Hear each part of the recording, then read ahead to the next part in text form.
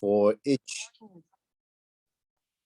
Okay, so well, obviously, I mean the TA forgot to record. I mean previously, but that's fine. Okay, we haven't really officially started this class yet. So the TA will announce the order of the presentation for the which will be held like in the final exam week. Okay, in addition to that order, the TA will also estimate what time each group will be presenting with that order. So you will know, okay, you will know that when to get online and to do the presentation. Okay, we will be using exactly the same Zoom link, okay, for this session. Okay, for the rest of the class, including the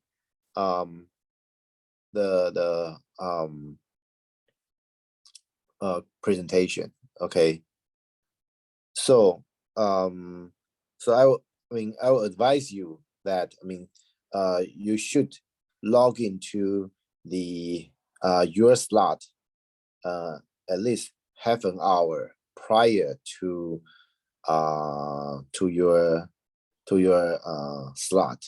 Okay, so that we can find you when the previous group presentation is over. Okay, I expect like it's going to the presentation will take that session, that class will take more than 3 hours. In other words, some group may need to present like after 12 o'clock. Okay, because we have quite a few students in this class. Okay, having said that, okay, I think the TA last time made a wrong announcement. Okay, the TA asked you to submit originally asked you to submit the group information by a deadline that is really too late. Okay, I have asked the TA to adjust the deadline for the group member decision. Okay, because you will also need time to decide like your title. Okay, the presentation paper. Okay, so which means that okay, you will have to find your teammate as soon as possible. Okay, of course, after the deadline, say you couldn't find your teammate after the deadline, the TA will find those will group those students who don't have teammate yet together to form a team. Okay, so that's how it works. Okay, so before the deadline, try to find your teammates as soon as possible. But if you really couldn't find anyone, that's fine. Don't worry about it. The TA will let you know, okay, who your teammates are, okay, after the deadline, okay? And but after knowing who your teammates are, you have to, decide. You have to find a paper, a computational geometry paper in your research area as soon as possible. Okay, and and let me know that. Okay, by the deadline of the homework 5. Okay, which actually will be, I believe that will be like a week before the final exam. Okay, because I'm going to give you the homework 5 after today's lecture. Okay. So that's for the presentation. And okay, also for the final exam. Okay. The final exam, as I said, okay, you guys will still have to come to come to school for the final exam. Okay, I don't think this online teaching works for exam anyway. Okay, and if I'm going to give you guys like a open book exam, okay, the problem that I'm going to assign will be much more difficult. Trust me, you don't want to try my take-home exam. Okay, and I don't want to even think about the result of that. Okay, so we will still, I mean, for the final exam, which will be held like a week before the final exam week. Okay, it will still remain to be held like in classroom. Okay, of course, the TA will reserve more classrooms so that, I mean, your seats will be arranged according to the social distance regulation. Okay, so as long as you wear your mask, and you shouldn't need to worry about COVID-19. Okay, I mean, when you come to the class for the final exam. Okay, yeah. So I think like that's about it for what I want to say, like before the real class begins. Okay, so now let's switch our attention to the problem that we talked about, okay, last time. Okay, at the end of the last lecture, we talked about the the Pandas algorithm, okay, the binary space partition. Okay, we talked about we use a flight simulation visualization as a motivation example, and if you still remember, I talked about, I also mentioned the for example, like if you are playing like a Doom, okay, those type of like game that your viewing angle, viewing point, like switch like very frequently. Okay, and the screen has to show all the objects, okay, very quickly. Okay, in that case, as I said, like some objects, okay, may need to be blocked. Okay, 那个荧幕好像没有分享。荧幕没有分享。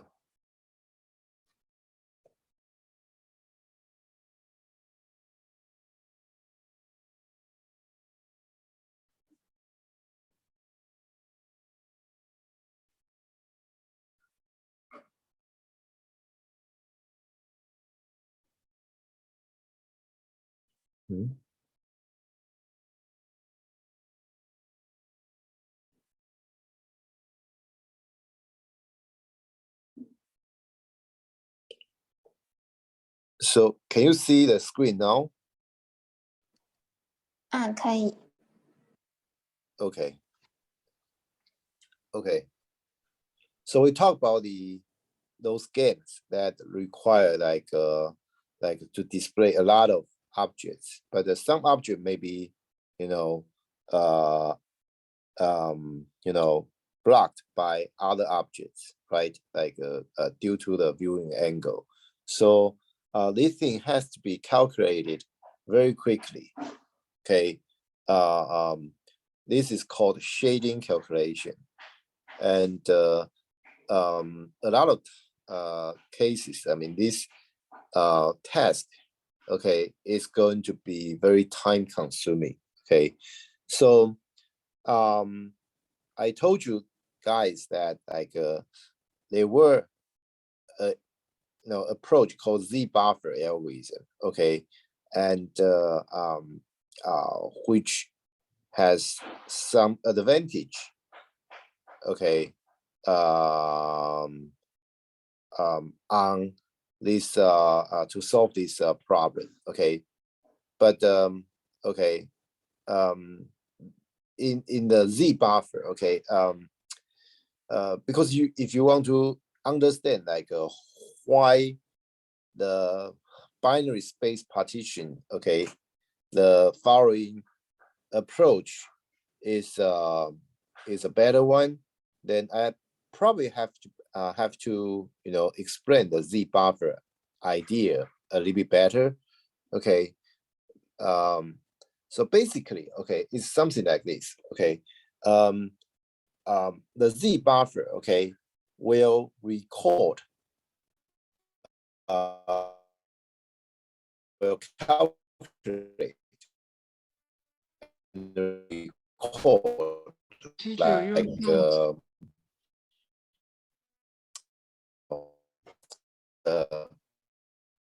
object. Okay. Hello, any problem? So Sounds. okay, the in Z-buffer, okay, each I see somebody microphone like is still on, okay. If your microphone on, okay, please turn it off, okay, so I mean interfere with the teaching, okay. Okay, so in the Z-buffer algorithm, okay, basically, okay, each object will be its distance to the viewer, to the game player, okay, will be of course I mean virtually, okay, the virtual distance, it will be calculated, okay, and that distance is considered to be the Z coordinate, okay. So whichever object, okay, has the closest distance will be stored in the Z-buffer, okay, and this calculation is done at the pixel level, okay. So think about this, okay. In the old days, okay, when your computer monitor resolution is low, okay, this Z-buffer algorithm, okay, because its calculation is based on pixel, it's based on the number of pixels, so its calculation could be could be considered faster, but as we enjoy, okay, a higher resolution, higher and higher resolution now, okay, the Z-buffer will become an issue. Of course, it can still be implemented by the hardware, okay, and that is also, to be honest, a driving force why the GPU, is so fast nowadays. Okay, if you do not notice, okay, the GPU is actually, okay, much faster than your CPU, okay, if that's a dedicated GPU, okay, like NVIDIA, like GPU card, like those GPU, okay, why those cards are so expensive is because those GPU, I mean, process data actually much faster than your computer CPU. Okay, but anyway, okay, so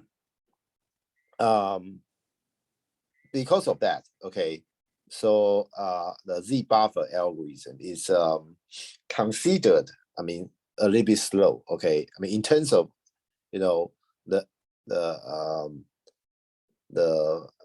the perspective of the algorithm viewpoint. Okay, because, you know, the type complexity, I mean, is not going to be too good, right? But the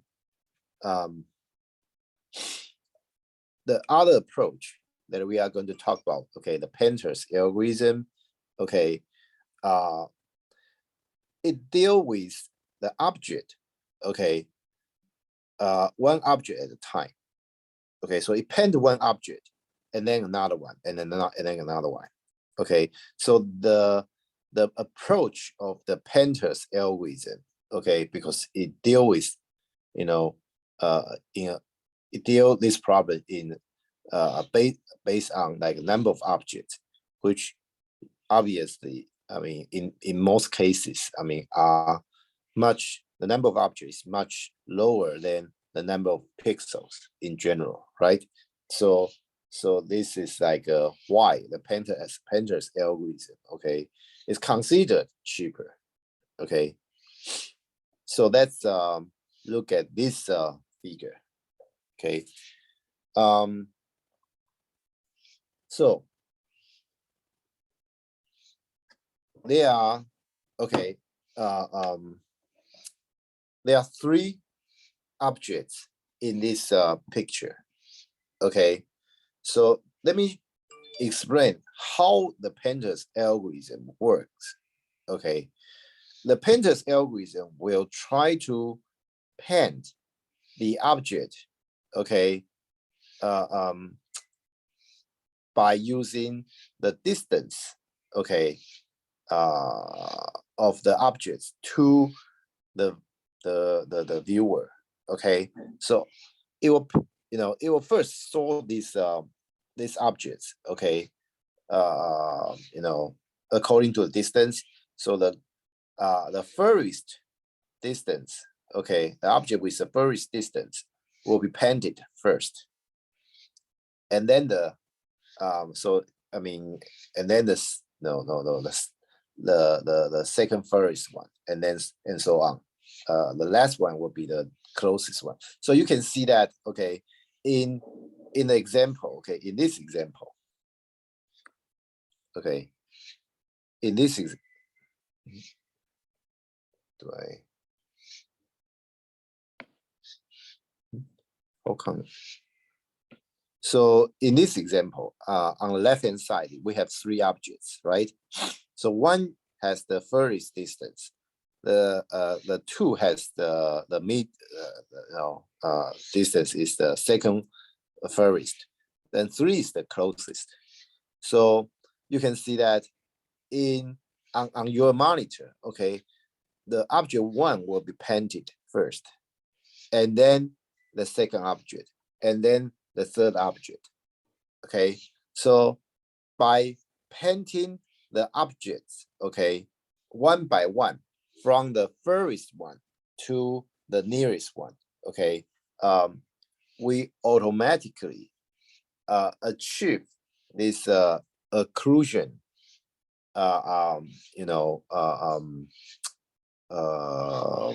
phenomenon, right? You can see like some part of the first object will be blocked by the second object, and some part of the second object will be blocked by the third object. So this is, obviously, the result that we want, right? So which is nice, right? Okay. However, okay, if you try to utilize the Pandas algorithm, I mean, we will talk about the Pandas algorithm in more detail later.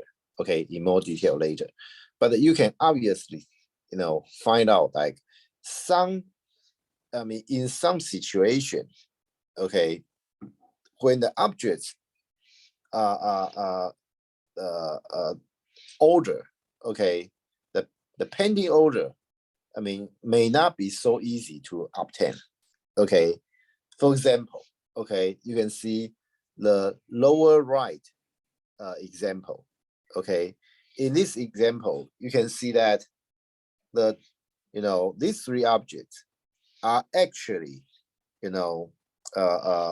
they form a cyclic order, right?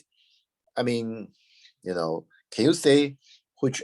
I mean, one object is closer than the other.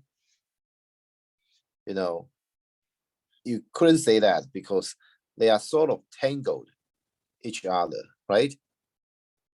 Okay, so if I mean such a case occurred, okay, the Pandas algorithm doesn't seem to work very well, right? So one way to still make sure the Pandas algorithm can be applied is that we can sort of break some objects so that this ordering can be maintained. Okay, for example, you can see that there's like a dotted line along I mean in the middle of the white object, right? That dotted line, if you try to use that dotted line to cut that white object into two pieces, then you will have four objects. Okay, obviously the number of objects increases, but okay, by doing so, okay, you are able to get a very easy total order of these four objects. Okay, after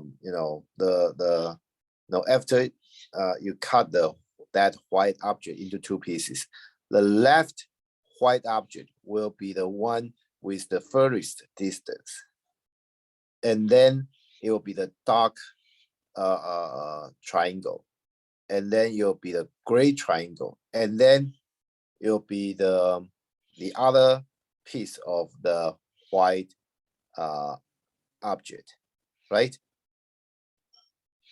So we can, by cutting that white object, we can obtain a total order. Okay. So, okay. The idea is here. Okay. The Pandas algorithm, okay, can solve that hidden service problem very efficiently. Okay, because it's based on the object. Okay, based on, I mean, you plan the one object at a time, so it will be much more efficient than the Z buffer. But the issue is how do we solve that cycle issue? Okay, we need to, a lot of time we may need to, cut some objects into, pieces. Okay, we call such a cut as a splitting. Okay, splitting. Okay, so that's the solution to the cyclic overlap. Okay, however, how do we do the splitting efficiently? Okay, I mean, to be exact, what my question is, which objects do we split? Okay, and where to split those objects? Okay, where to split those objects? I mean, you could cut the object in many ways, right? So where to cut it? Okay, and after that, we also need to sort the object fragments, okay, accordingly, right? So we also need a better way to do this job, okay? Because this sorting, okay, eventually will help you to do the Pandas, to execute the Pandas algorithm on top of that, right? And remember, okay, the viewpoint, okay, the viewpoint could be from any angle. Okay, so after the sorting of the object fragments, okay, you need to make sure, okay, that you know, that sorting can be applied to any sort viewing angle. Okay, so that's you know, that's also something we need to consider. Okay, not just a simple sorting. So, okay, one idea that we can use, okay, is called binary space partition tree. Okay, so an example is given in this slide. Okay, in this slide, okay, you can see that on the left hand side, you have you know, some objects. Okay, some objects. Object 01, 02, 03, 04, 05, totally 5 objects, right? And then, okay, we need to sort of like partition them into pieces. Okay. So the one, I mean, the way we use is we use you know, because it's a 2-dimensional example. Okay, so we use lines. We use lines to break them into, you know, straight lines to break them into different you know, subspace. Okay, so say the L1. Okay, L1 will break these 5 objects into the left hand side and the right hand side. Okay, the left hand side contains 01, 02, and 03. The right hand side contains object 04 and 05. Right? And then, okay, you pretty much treat, you know, when you have a line that breaks the space into, you know, 2 halves. Okay, you know, if you see the corresponding tree, okay, you will see, okay, the internal node will store the line that break the space into halves. Okay, so for example, L1 is the root. Okay, and you can see that, you know, the 01, 02, 03, okay, they appear in the right subtree. Okay, so if it is like you can see if it's above L1, it's in the right subtree. If it's below L2, it's in the left subtree. Okay, so then, okay, we can do this recursively. Okay, so for the upper side of L1, okay, which contains 01, 02, and 03, we then use L2 to break that space into 2 halves. Okay, and be very careful. L2 will, you know, will break 01 into 2 pieces, right? Okay, so you can see that, okay, the object above this, so L2 will be, you know, I mean, an intermediate node in the tree. Okay, actually, it will be the right child of the root. Okay, and you can see that, okay, object above L1 will be 03 and a tip of 01. So they will appear as the right subtree of the L2. And the rest of the object, including the other piece of the 01 and the 02, will appear as the in the left subtree of L2. Okay, so we can keep doing that. Okay, until okay, there's only one object left. Okay, in that case, okay, you know, we will just you know, store that object in I probably shouldn't say object. Okay, it may be an object, or it may be a fragment. Okay, of an object. Okay, and we'll store that in the as a leaf node. Okay, we'll store that as a leaf node, and you can see originally we have 5 objects, but after we introduce L1, L2, L3, L4, L5, L6. Okay, we introduce this many lines. Okay, actually some objects, okay, O1 and O4 will be cut into 2 pieces. Okay, so totally we will have well 7 pieces. 1, 2, 3, 4, 5, 6, 7. Yes, and you can see that on the right hand side for this tree we have 7 leaf nodes, right? So hopefully you guys get an idea of the binary space partition tree. Okay, and you may wonder, well, if you have such a tree, how do we use Pandas algorithm to draw those objects? Okay, we will get to that point later. Okay, we'll get to that point later. Actually, quite fast. Okay, let's first give a formal definition of this Bsp tree. Okay, so a binary space partition tree, okay, or abbreviated as a Bsp tree, okay, for a given set of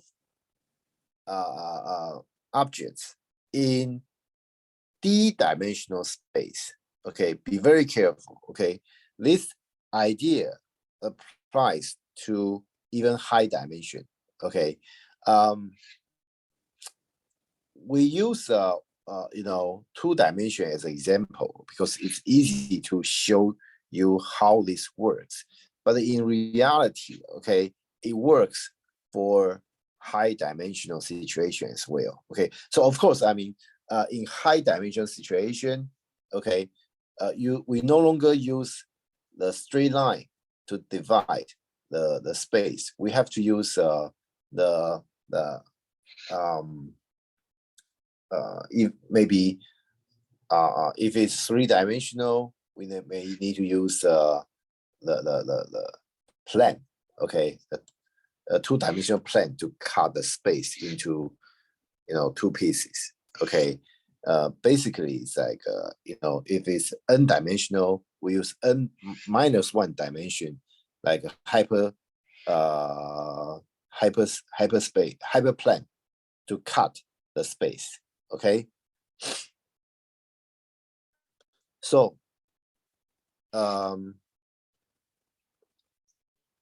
we define, okay, this d-dimensional space, okay, set of object, okay, as a binary tree T with the following properties. Okay, if the set, okay, contains only 1 or 0 object, okay, then T is a leaf. Okay, the only case when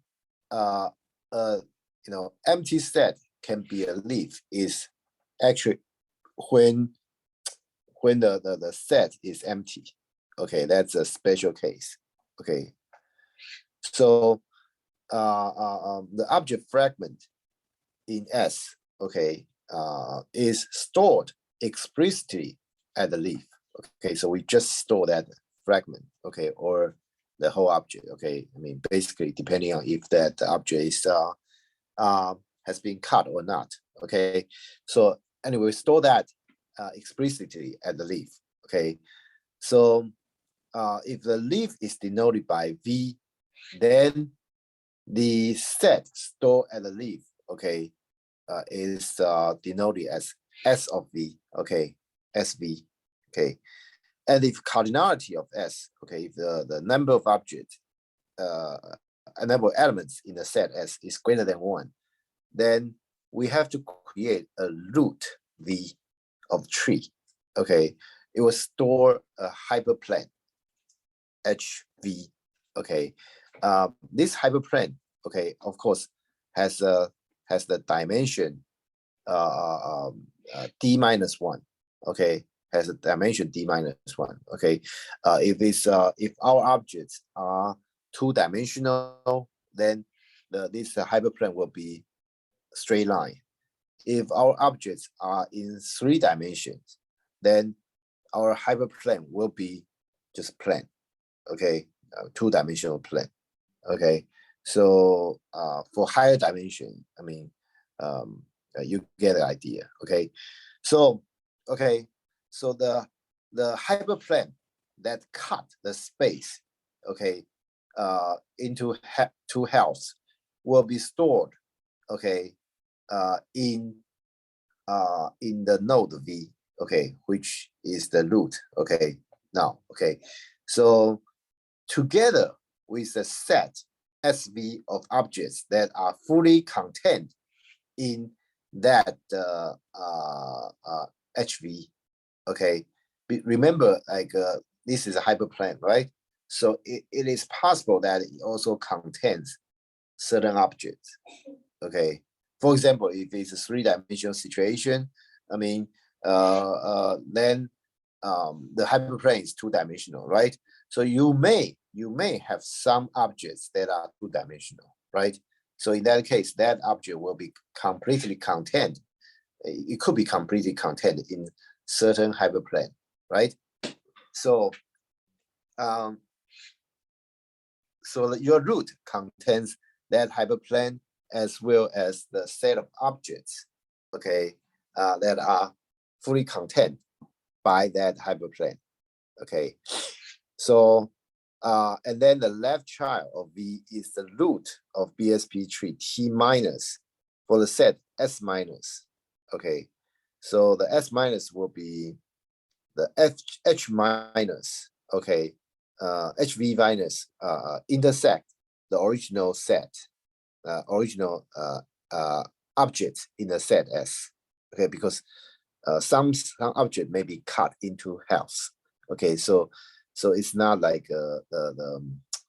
so this notation, okay, actually, help us to identify. I mean to include even like objects that are cut into halves. Okay, and you basically just treat like a H minus, okay, because it's on the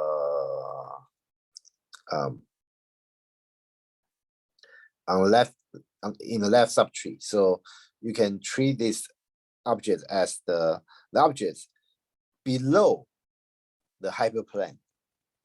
Okay, if it's line, then it's below that line. Okay, if it's a hyperplane, it's below that hyperplane. Okay, I say that, I mean, just to give you a better way to illustrate the idea. Okay, I'm not saying like, in a higher dimensional situation, there's really like a up and a down situation because it's hard to define. Okay, but you hopefully like by using the 2-dimensional and 3-dimensional situation, you get the idea. Okay, so whichever objects, okay, appear below this hyperplane, okay, will be stored in the left subtree. Okay, whichever object above this hyperplane, okay, will be we call that T plus. Okay, you'll be another Bsp tree. Okay, for the right subtree of V. Okay, so.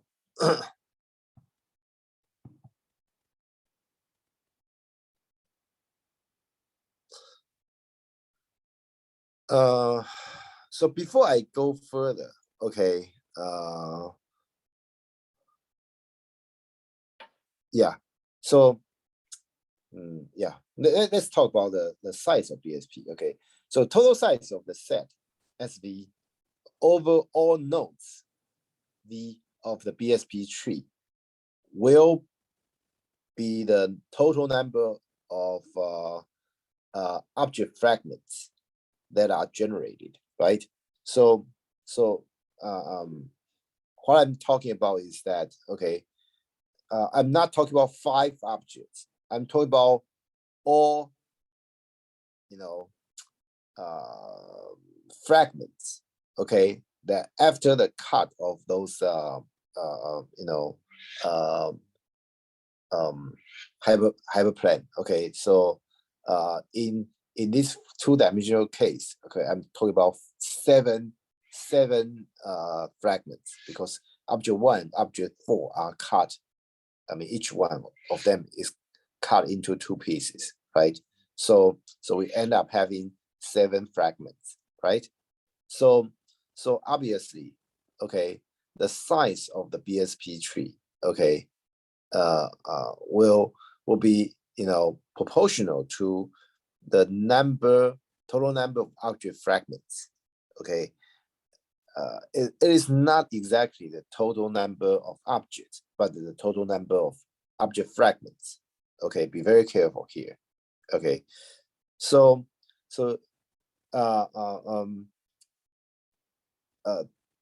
if you choose a different way to cut it, you may have a different number of object fragments, right? This is hopefully obvious to you, right? Okay, if you cut them differently, you will end up with different number of fragments. Okay, so number of nodes of the tree is at most linear in the size of BSP tree. Okay, so we call the size of BSP tree as the total number of object fragments. Okay, and the number of nodes in a tree, of course, is linear to the total number of object fragments, because basically the number of object fragments is pretty much equivalent to a number of leaf nodes, right?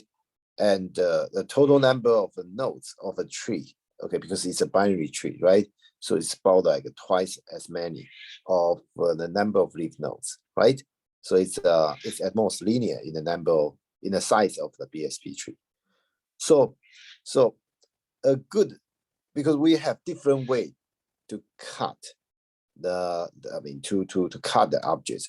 Obviously, different splitting will create different BSP tree, right? So which BSP tree is a better one? Which BSP tree is a worse one?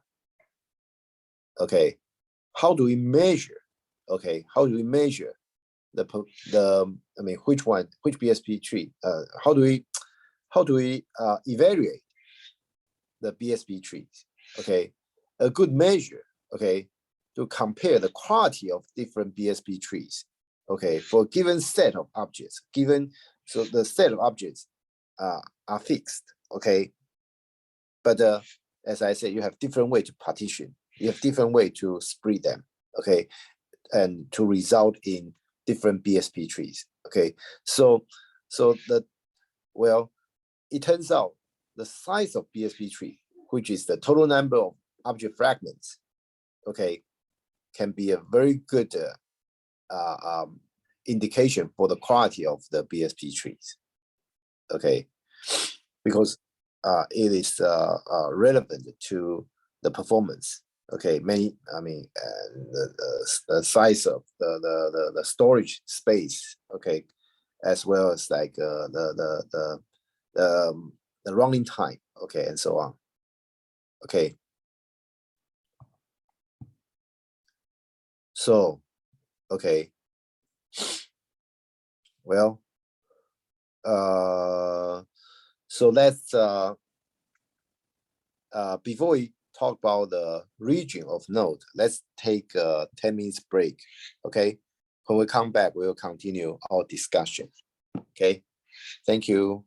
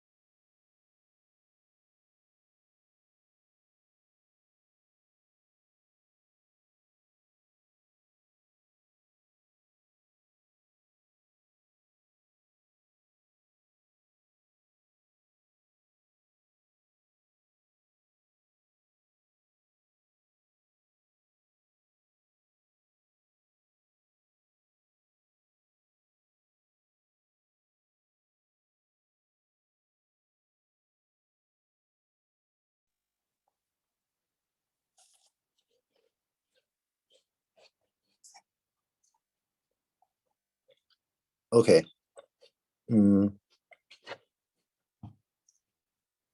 Let's continue. Okay. So I mean, we just discussed how we create a Bsp tree, right? And the definition of that. And basically, okay, you could, okay, consider each node, okay, each node in a Bsp tree is associated with a convex region, okay. Its region is determined by the ancestor of that node, okay. So basically, remember I said each node, each internal node store a hyperplane, right? And if it's the left subtree, okay, it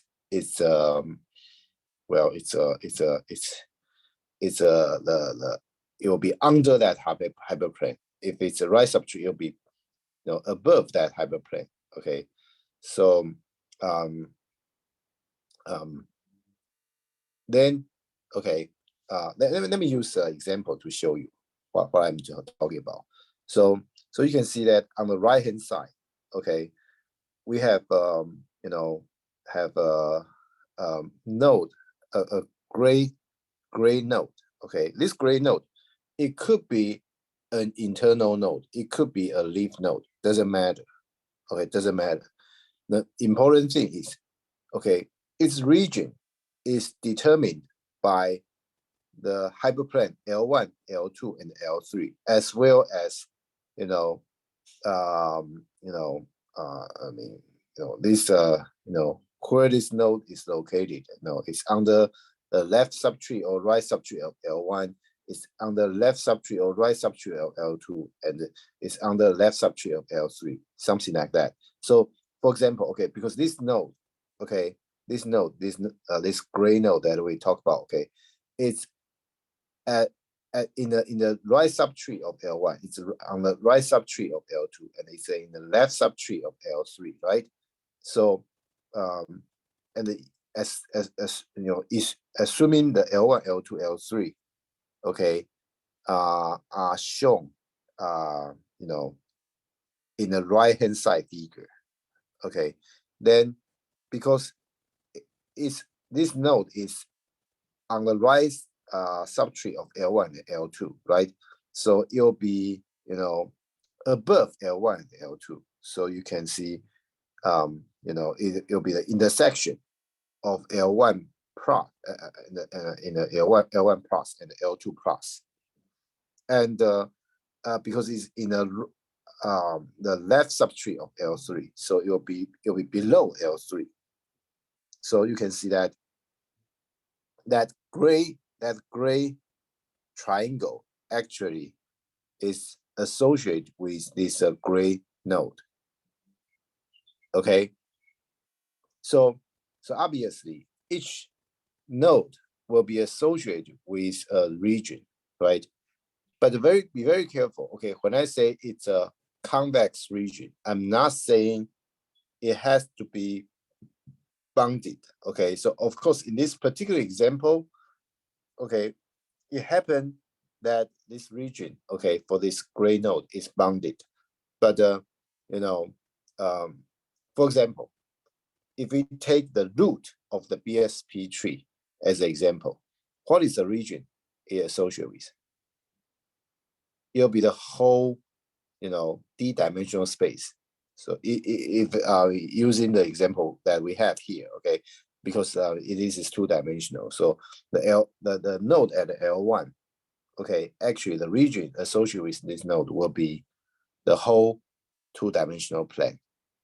And the node L2, its region will be,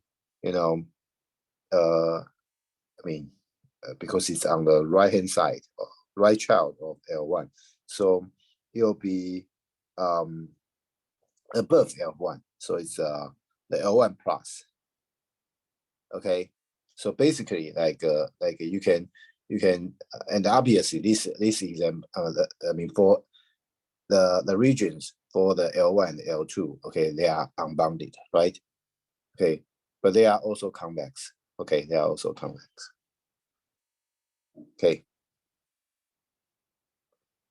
So, okay. So suppose we want to construct a BSP, okay, for a set of line segments, okay, in the plane. Okay, now let's restrict our discussion to two-dimensional situation, and the set of objects will be line segments only. Okay, this is of course a simplified a simplified example. Okay, so in that case, an obvious choice, okay, of the splitting lines will be the set of extensions of the segments, of some segments, right? Because doing so will may minimize the number of cuts, right? Okay, so a BSP that only use such splitting lines, okay, is called an auto partition. Okay, and by the way, you guys know what the auto means, right? Like this is when mean the auto, okay, in English, okay, refers to self. Okay, so for example, like we know like a automobile, right? It's a car, right? Car, the other way to call a car is called automobile. Okay, that auto, okay, is self-mobile. Okay, it's because mobile is a mobile, right? So auto attached to that the beginning will be self-mobile, because car, well, it moved itself, right? It moved by itself. Okay, and what else? Automatic. Okay, automatic. I mean, the auto also has some meaning of self. Okay, and in this example, auto partition, yes, it's the same thing. Okay, it means self partition. Okay, self partition. So in three-dimensional auto partition, okay, is a Bsp tree. Is a Bsp that only uses planes through the input polygons as a splitting planes. Okay, in three-dimensional, because you have you may have some polygons, okay, in set S, okay, and you can use the plane that contains certain input polygons, okay, to split the plane. Okay, so that's for the three-dimensional case. Okay.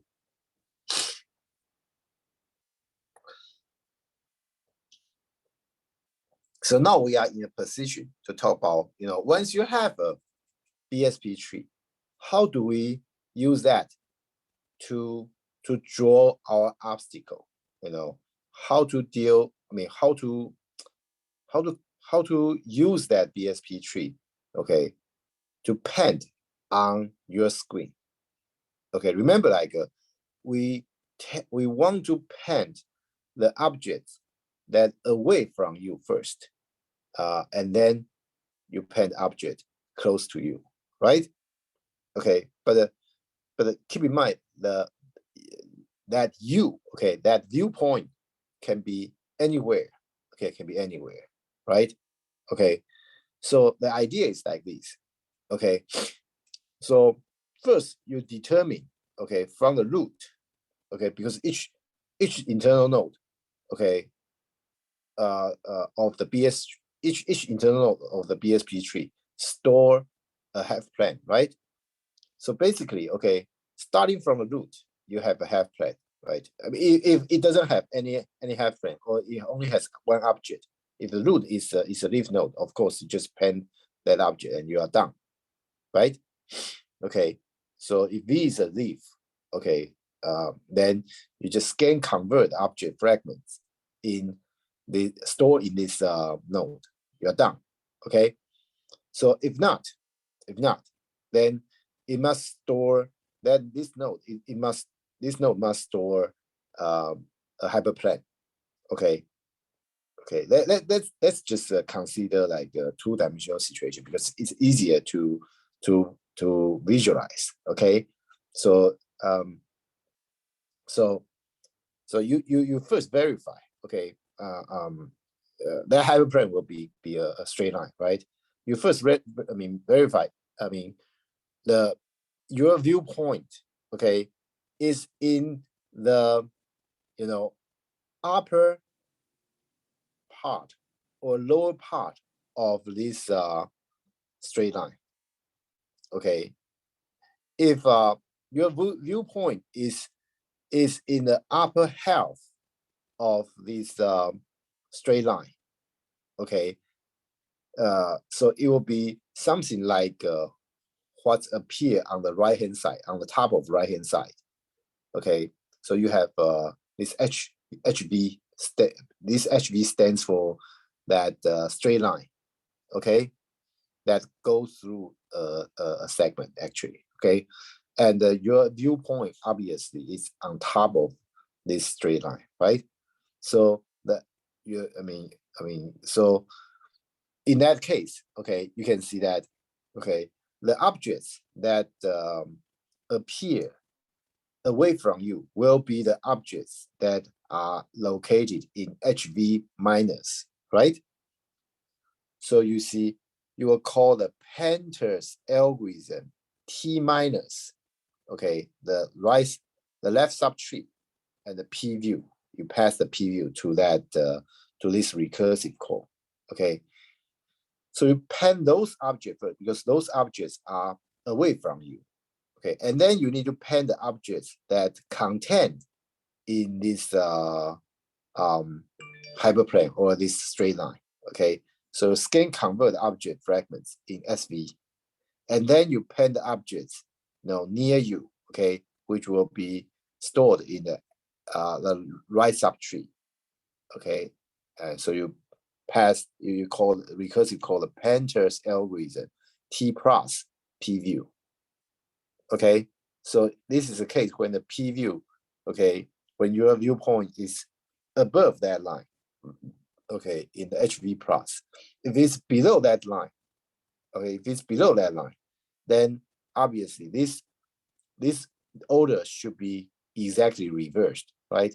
So you can see, you call the Pandas algorithm, okay, recursive call T plus P view because the object above these lines are away from you, right?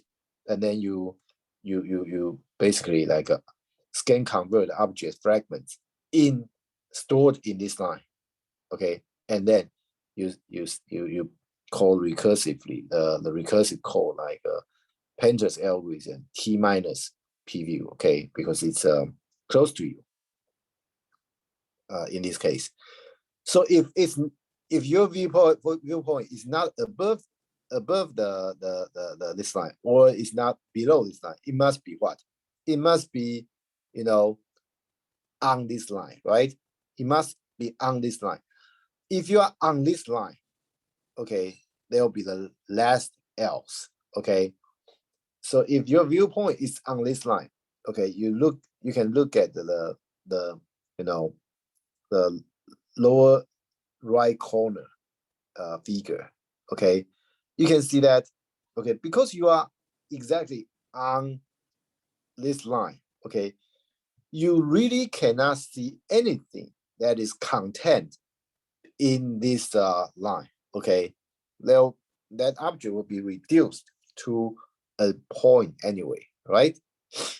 So for the other objects, okay, you just just recursively call the Pandas algorithm T plus P view and the Pandas algorithm P minus P view, okay, to draw the other objects.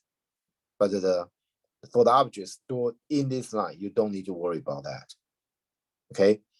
The last case is a special case. Okay, and also in this last case, okay, you draw the object above it first, and then you draw the object below it later. Okay, the order of these two recursive code actually doesn't matter.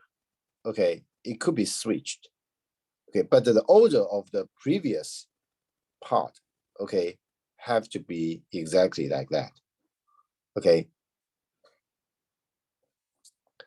So hopefully, like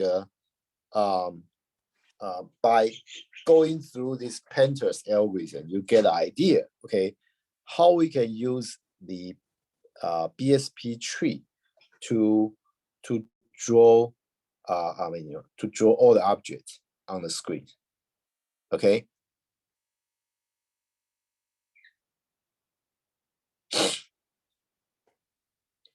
So it's all good, but the issue is, the efficiency, right?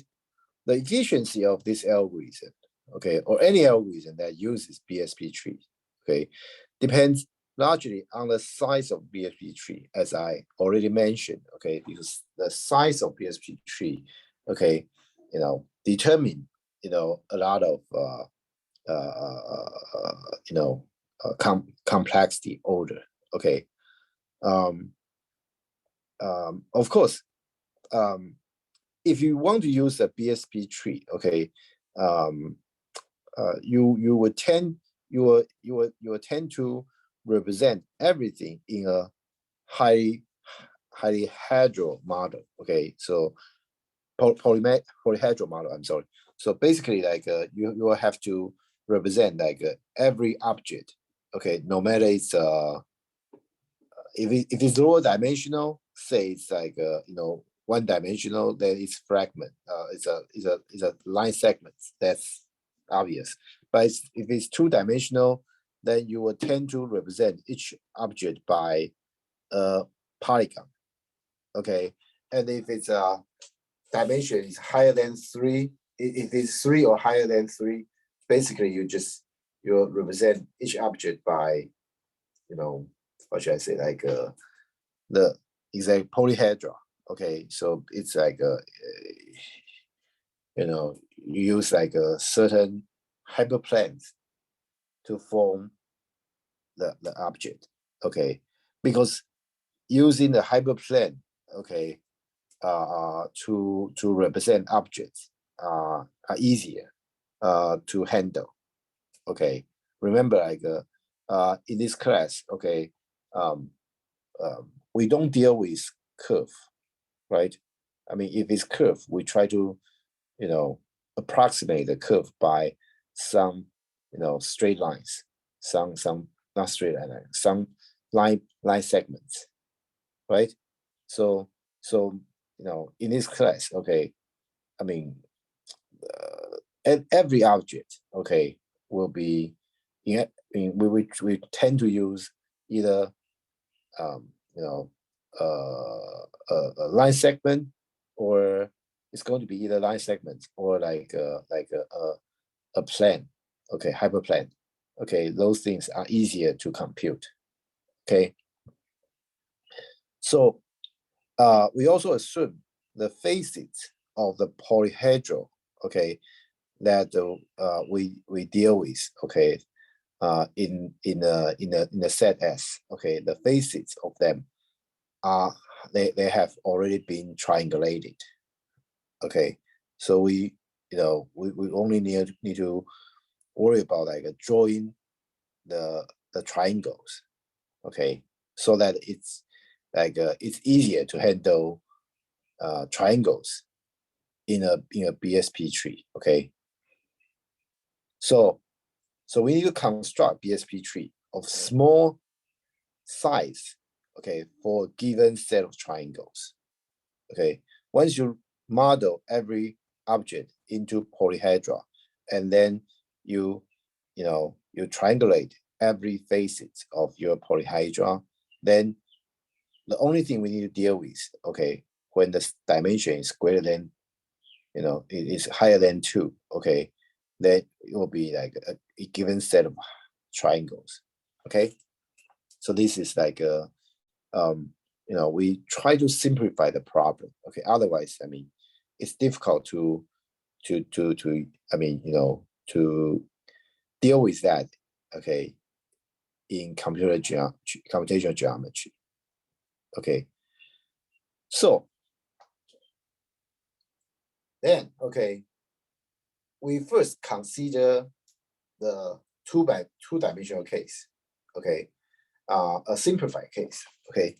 A simplified case is the one that we have n non-intersecting line segments, okay. The objects, okay, are n non-intersecting line segments, okay. So S is that's this set, okay, in the plane, okay. Then we will restrict our attention, okay, to auto partitioning, okay. So obviously, for I mean the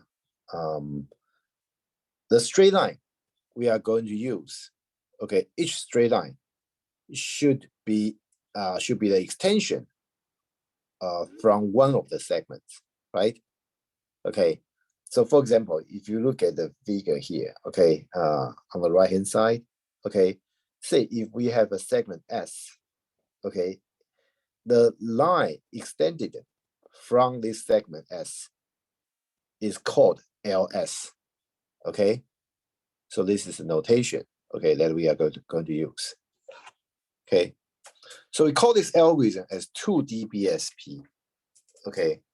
So we have a given, the given input is like some, line segments, okay? So S1, S2, up to Sn, okay, segments. So output is the Bsp tree for S, okay? So the idea is very easy, okay? If cardinality of S is smaller or equal to 1, then we just create a tree, okay, T consisting of a single leaf node, okay, where the set S is stored explicitly. I mean, that's like, that's the root. That's also the leaf node, okay, because that's the only node that you will have, okay, in the tree, okay. So you return a tree, okay, that's it, okay. Else, if the size of S is greater than 1, okay, then you are going to use the LS1, the extension of the first segment, okay, as a splitting line, okay. So because you use that, okay, so S plus is going to be,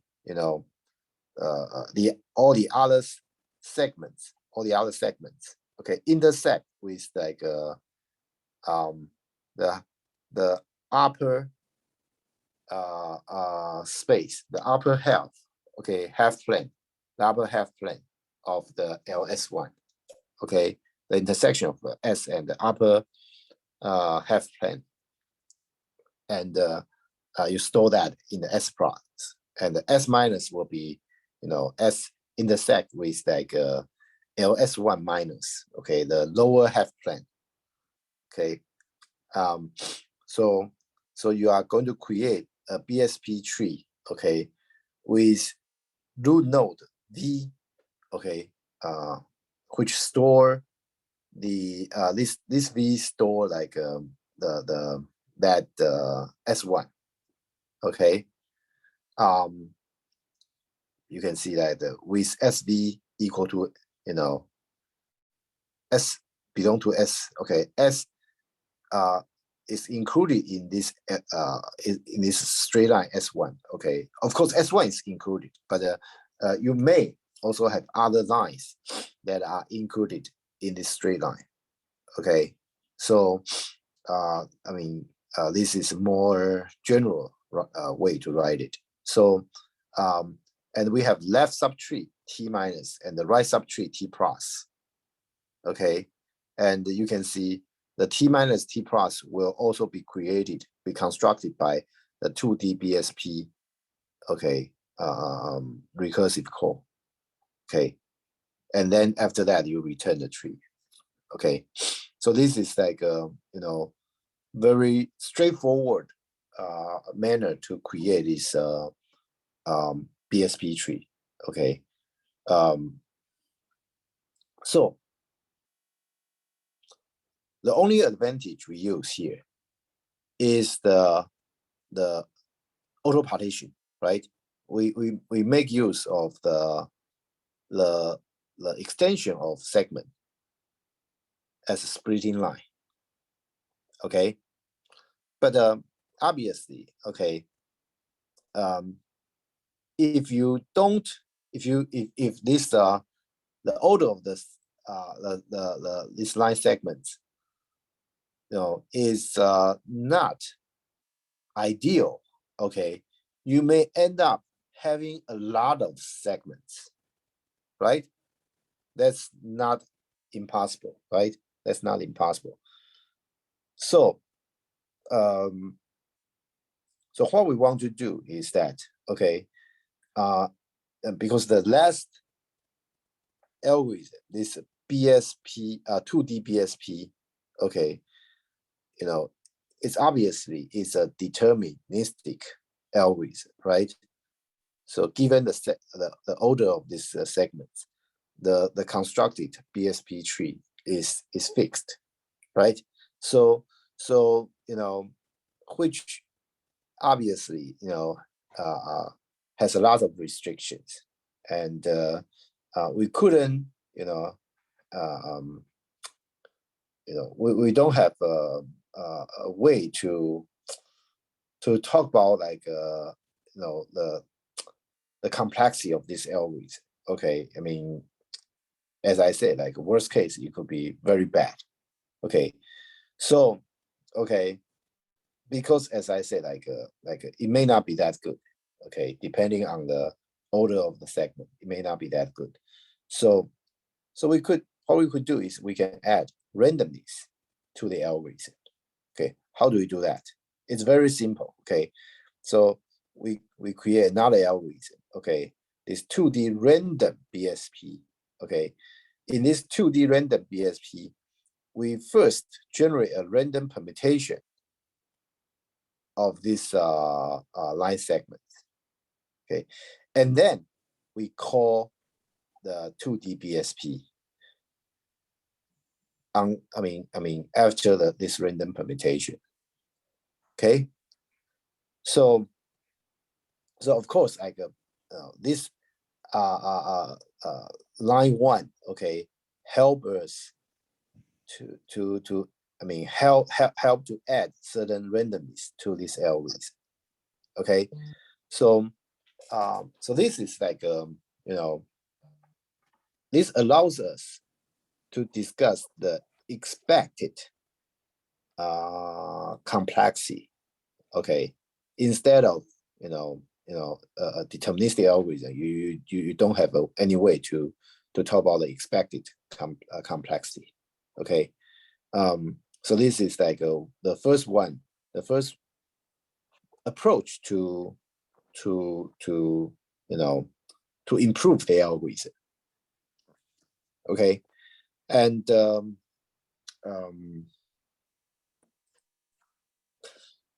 second thing we could do is called free splits.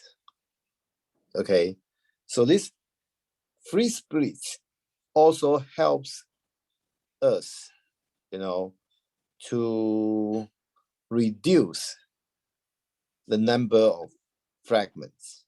Okay, because we want to reduce number of fragments. Okay, eventually. So what is free splits? Okay, let's look at the right hand side of the figure in the right hand side.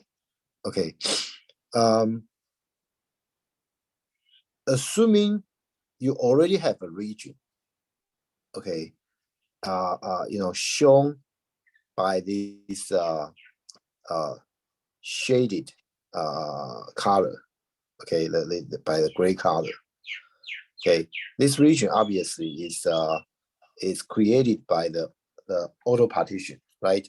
Okay, so okay, one good choice to continue, because obviously you have like more than one object, more than one segment in this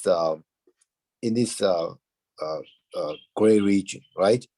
So you need to keep splitting this region, right? So which one do you choose? Okay, which segment do you choose to split this region?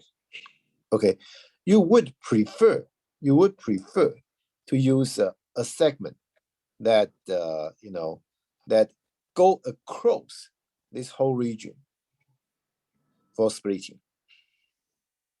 Why? Because if you use the whole the segment that go across the whole region for splitting, okay, it will be impossible for you to cut more fragments. Okay, because you are going to split, all you're going to split is this region, right? And this, I mean, if you use that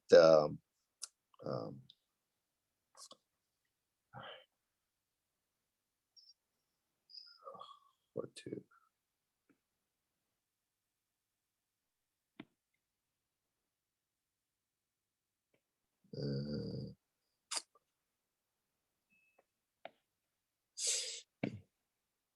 I sort of,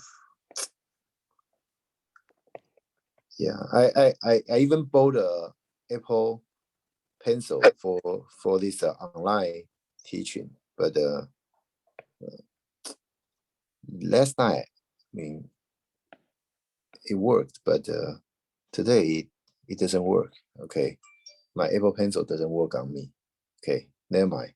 Okay, 老 so 师，那右上角那边有一个那个就笔的那个按钮，按下去就可以写。哪一个？就是右上角还有第二个有一个按钮，就是搜寻键的右边。搜寻这个吗？嗯，对。你现在哦，OK。Sorry. Yeah, this one. Okay. So you can see that, okay, this line.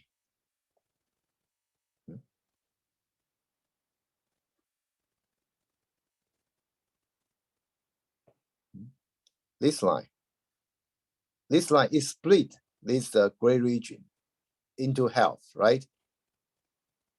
Okay. So you can see that the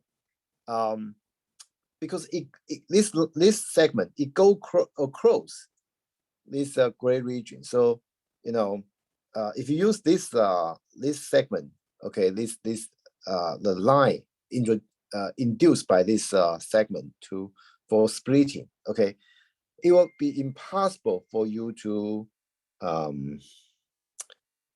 create more fragments, okay, because once the straight line, the straight line will be stopped by the boundary of this region. Okay, so basically like this partition, okay, the partitioning using this split line, okay, has a very nice property, okay, in the sense that it doesn't create additional fragments. Okay, so how do we find such a free split? Okay, basically for each segment, okay, we need to maintain two Boolean variables. Okay, so each of them,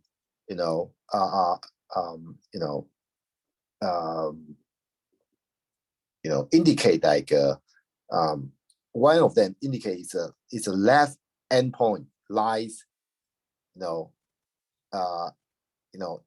inside this region or not, and write another Boolean variable indicating the right endpoint lies in the region or not.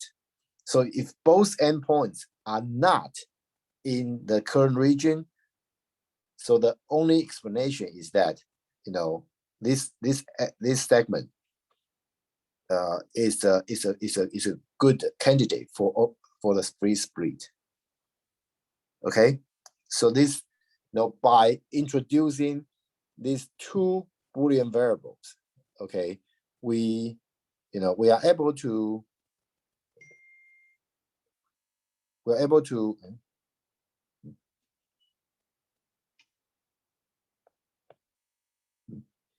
well, the eraser doesn't work, but it's fine.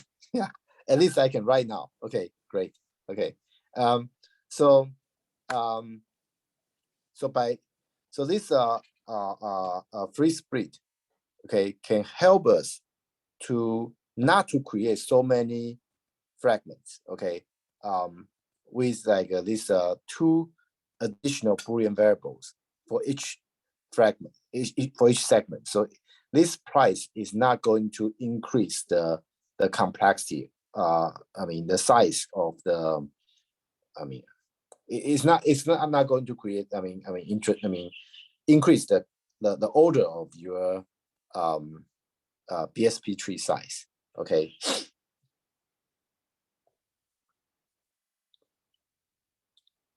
So now, okay,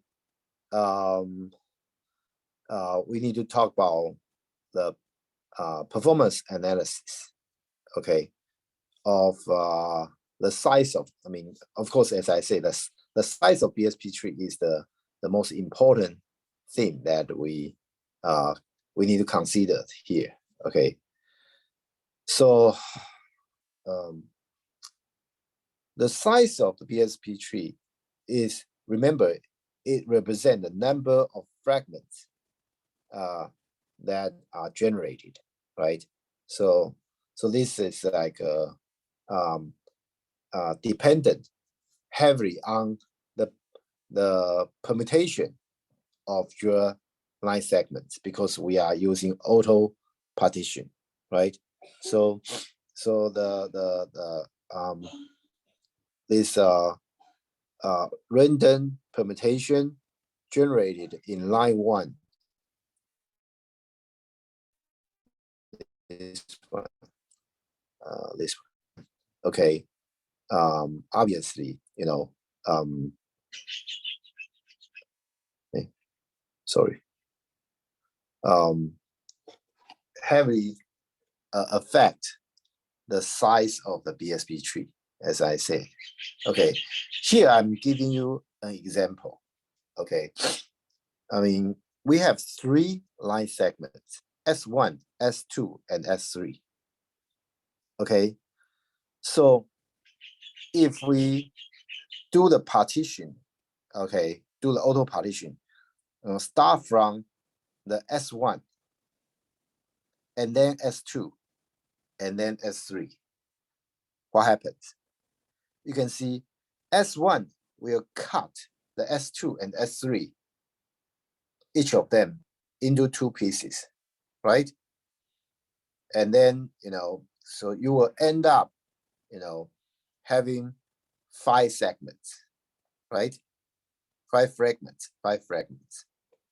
Okay, but for B, okay, if you try to rearrange the order, okay, you do this the middle one first, okay, and this S1, okay, now the S2 becomes S1. You use S2. You start with S2, okay, which is now S1. Okay, so you do the S2. This new S1 first, okay, and then for the H plus is going to be S3, okay, and the H minus is going to contain S2, and then you can see like even if you try to use S2 and the S3 to for the splitting line, okay, because S1 you already break the space into, I mean, you already break the space by S1, right? So this S2, okay, its extension will not cut the S1 further. Not to mention, I mean, S3. It will just not. It will stop, at the boundary of its of the space that it resides. Okay, so same thing for S3. Okay, so what I mean is like if you change the order, okay, you have a significant impact to the number of fragments. And also, okay, the important thing in this example is that, okay, some segments, okay, if you, I mean, their extension, okay, there's, I mean, if you use it, its extension as a splitting line, it helps to block other splitting line from cutting more segments into fragments, right? Just like the figure B, okay, the S1, sort of like a block S2 from cutting the S3, right? Okay, so this is an important concept that you have to keep in mind, okay, in the performance analysis. Okay, so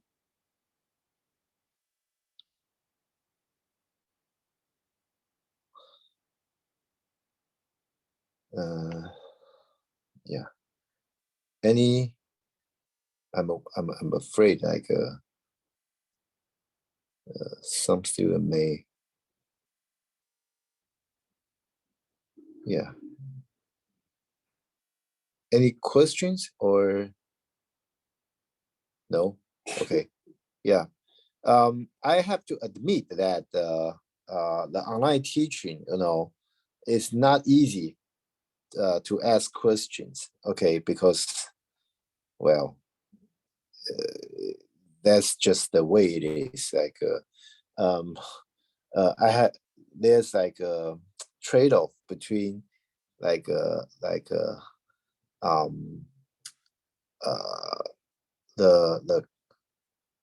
the teaching and like answering question. I mean in the lecture, okay, if we teach in the lecture, it's easier to handle that, but for online teaching, okay, it's more difficult to do that, because if students turn on the microphone, I mean, it's going to have a lot of like noises.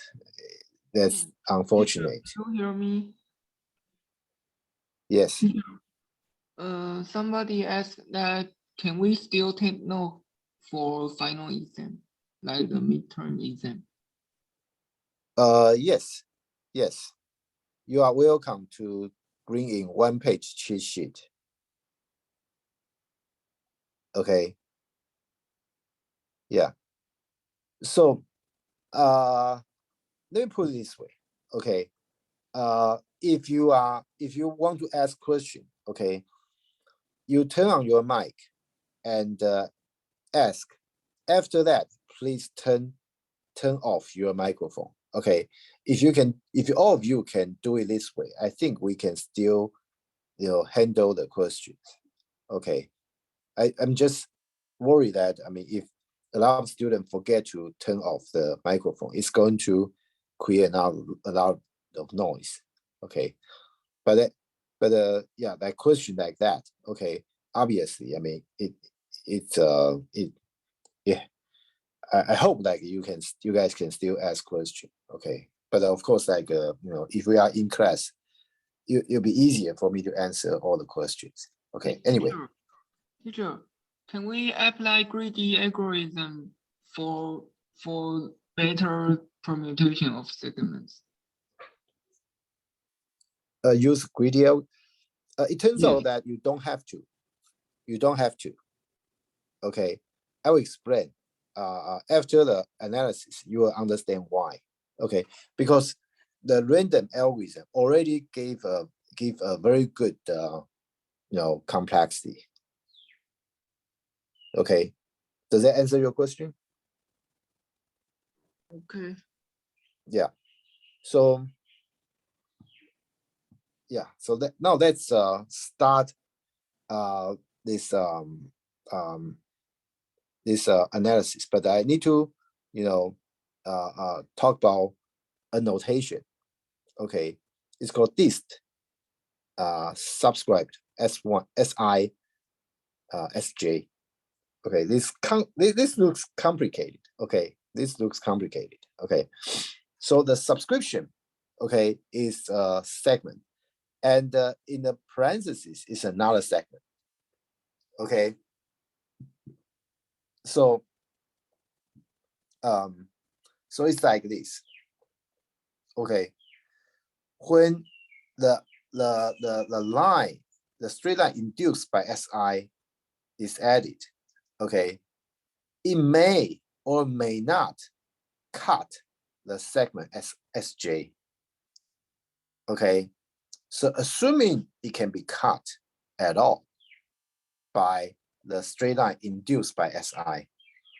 Okay, so you can see on the right hand side. Okay, so if the SI will be the one that induce this straight line. Okay, and the definition of dist SI SJ, okay, would be it's going to be the number of segments, okay, in between SI and the SJ. Okay, if it's going to be cut. Okay, so for example, okay, if you use this one as SJ, this one is SJ, you can see SI when you extend this SI to cut this segment, there's no other segment in between, right? So distance of the dist SI for this line segment, okay, is going to be 0. Same thing can be said for this one, right? For this one, same thing can be said for this one, and okay, and for this one, okay, because the SI, okay, if the extension of SI will cut this segment, okay, there will be one segment in the middle, right? So distance, okay, for this, the dist SI of this segment will be, the distance will be 1. Same thing can be said for this one. And then you can imagine the distance for this one will be 2, right? Because there are 2 segments in between. Okay, if SI is going to cut this segment. Okay, so let me, formally define this this SI SJ as below. Okay, the dist, it's here. Okay, it will be a number of segments intersecting LSI in between SI and SJ. Okay, this is assuming if LSI is going to cut SJ. Okay, if it's not going to cut it, it's going to be positive infinite. Okay. So this is how the dist SISJ defined. Okay, it's defined. So I hope I mean by now you understand this definition, because we are going to use this in the analysis very shortly. Okay. So well, let's take 10 minutes off, okay, for break. When we come back, we'll continue our discussion. Okay.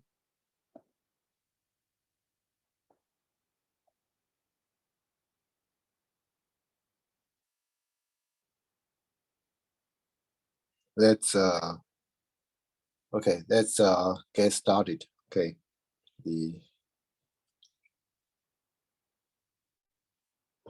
Okay. So for any finite distance, okay, there are at most two segments with the same distance, one on either side of SI, right? I mean, you can observe that case, I mean, very clearly in this example, okay? There are at most two segments, okay, that have distance 0 to SI, and there are two segments that have distance 1 to SI, right? You couldn't have more than one, more than two, right? Okay. So let K to be the dist SISJ, and let SJ1, SJ2 up to SJK be the segments in between SI and SJ. Okay, so if K is this value, that means there are K segments in between. I mean when SI cut SJ, right? So which is that those segments in between to be SJ1, SJ2 up to SJK. Okay, so if the extension of SI cut SJ, then SI must come before SJ and any of the segments in between SJ, in between SI and SJ, right? So, I mean, in the permutation. Okay, this SI must be in front of the SJ as well as SJ1, SJ2, SJ3 up to SJK, right? So out of this, you know, out of these segments, okay, the total we have K plus 2, okay, or dist SISJ plus 2 segment, right? Because we have K, segment in between and SI and SJ. Out of these K plus 2 segments, okay, for SI to be the first one in the permutation, okay, the probability is, well, it's K plus 1, 1 over K plus 2, right? Obviously, right? So we have this probability, right? Okay, so you may ask, okay, why is this probability smaller or equal to? I mean, it's not. Why is it not just equal to? Instead, it's smaller or equal to.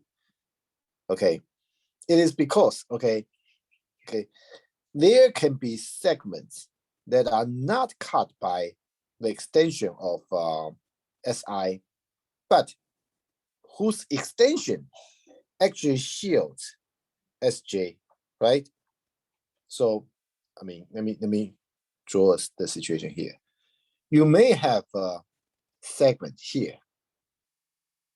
This is a segment. Okay, this segment, okay, it's not in between. I'm sorry.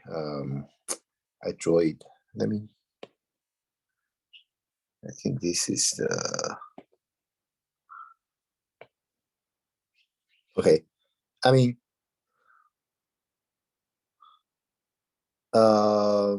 yeah, here. Let me Teacher, get can rid you try of. to click on the complete word on the left top corner? Say it again. What's your Can question? you try to click on the complete on the left top corner? Complete. What? Yes. You mean this one? It was blocked. Oh, sorry. That's not. What's your question? Yeah, I mean, I want to. I hope it's not going to block you. Okay, so it shouldn't block you. Okay, it shouldn't block you. I mean, I'm trying to help you get rid of the old marker. you mean like use the full screen? No, I mean I was trying to help you to get rid of the old markers. Get rid of the marker. Old markers. Oh, okay, You okay, say okay. that Never mind. the Never mind. I have I know how to do that. Thank you. Okay. So this is SI, right? This is SI, right?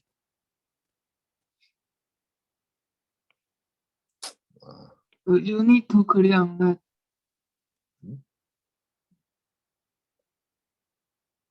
This is SI, right? Right? Okay. So, I mean, when we count the distance, we only count the distance. We only count the segments that this extension will go through, right? But you could have a segment, say it's here.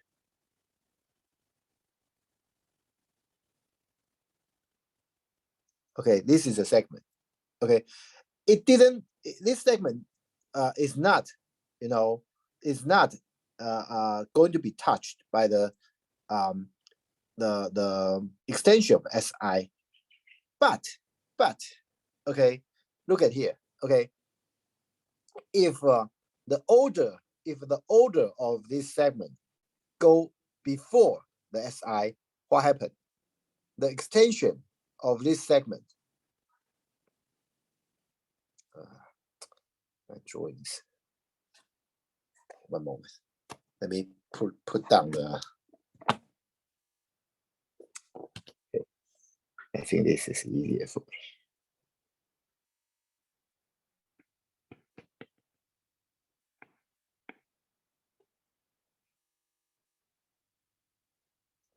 I mean, here, the extension of this segment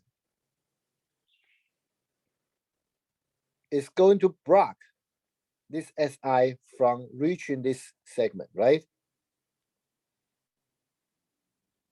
If this segment was picked as to partition the space first earlier than SI, then this segment, okay, even though this segment is not, does not directly, in the path of SI, but its extension is going to block some segments in, for example, this one.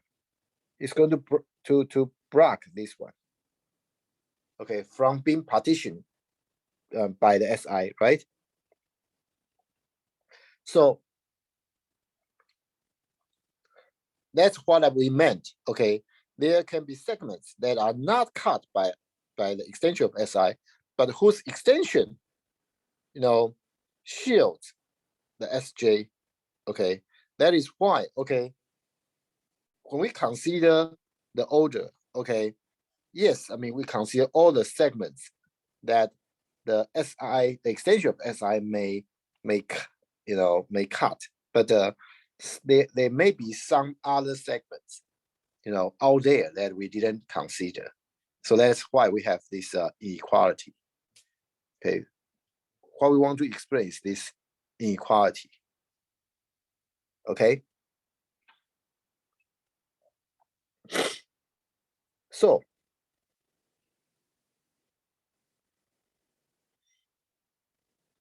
how many total? What is the total number of cut by SI?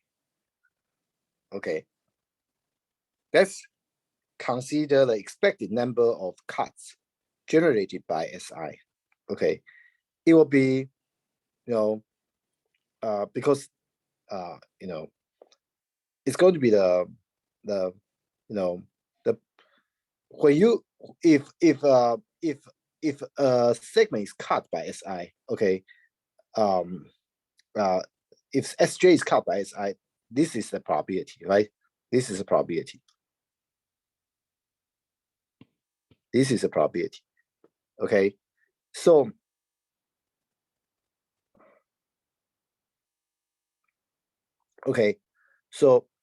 if we consider the total number of cuts generated by Si, then we need to consider all the other segments, okay, that may be cut by segment I. Okay, so it's going to be summation, okay, J, all the J not equal to I, okay, the probability that for that to be cut, the sum of all these probability. Okay, so it's going to be this one, right? Okay, and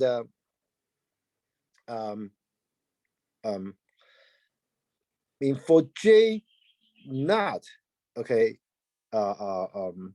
you can think about that. Okay, we have n segments. We have total number of n segments, right? So you need to exclude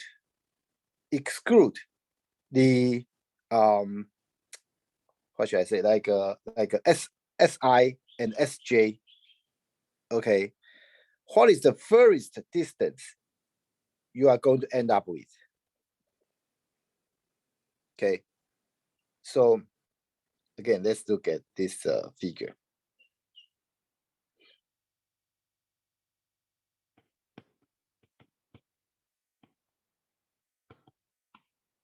Okay, I mean, you have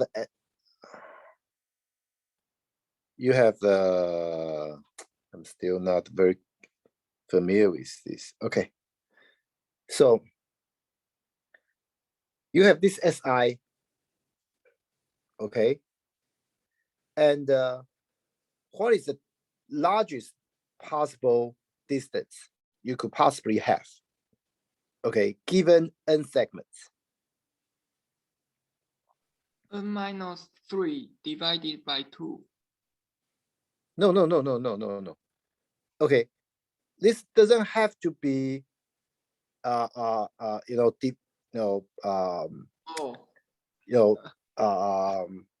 distributed evenly. It could be at only one particular direction, right? Yeah. So the largest distance possible by n segment will be n minus 2, right? Because you get rid of this one. You get rid of, for example, you get rid of this last one. The rest of segments, say, they all appear in the middle. Then it will be n minus 2, right?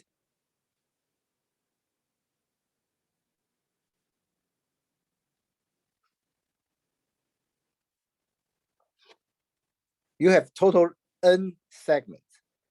I mean, the SI is one of them. And the last one you consider, which has the largest distance, is the other one. Okay, the distance will be the number of segments in between, right? So, I mean, because you have n segments, get rid of this one, get rid of that one. So total will be, I mean, the largest distance will be n minus 2, right? So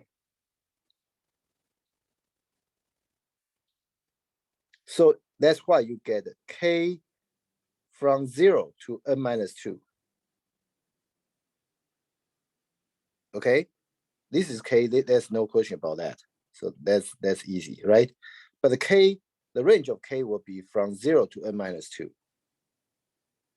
Okay, and then okay, for the same distance, there will be at most 2 of them, right? We talked about this already. For any finite distance, there are at most 2 segments with the same distance, right?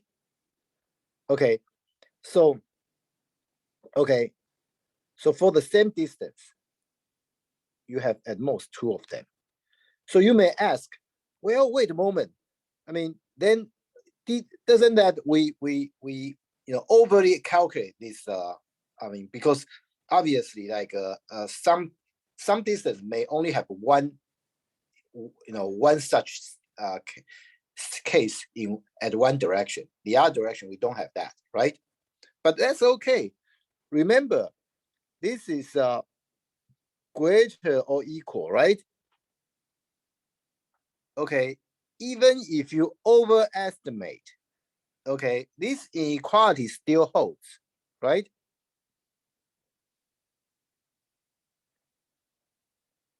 Okay, so, okay, 2 is here.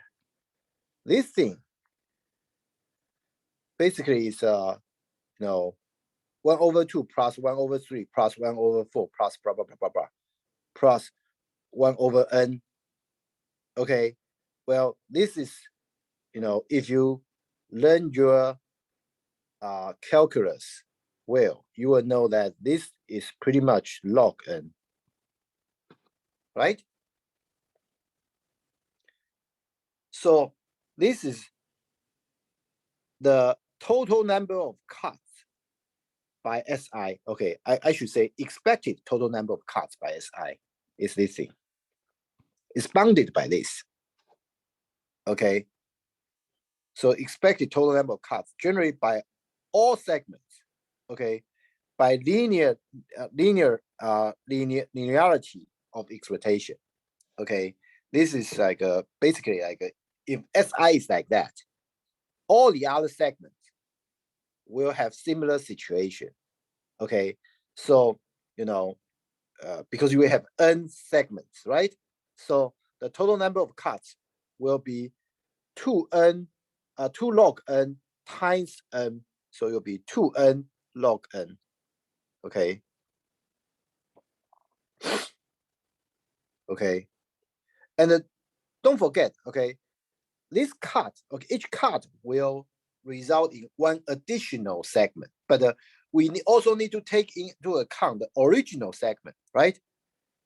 Okay, the original segment, we have n segments, so it'll be n plus, n plus 2n log n.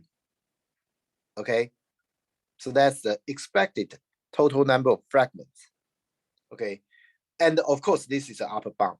Okay, you can see that this is obviously upper bound. Okay. So is it clear to you? Any question on that? Okay. So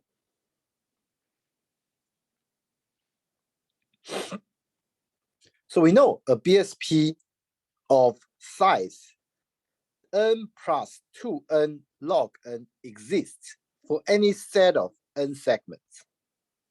Okay. So this is this size is expected size, right? It's a expected size.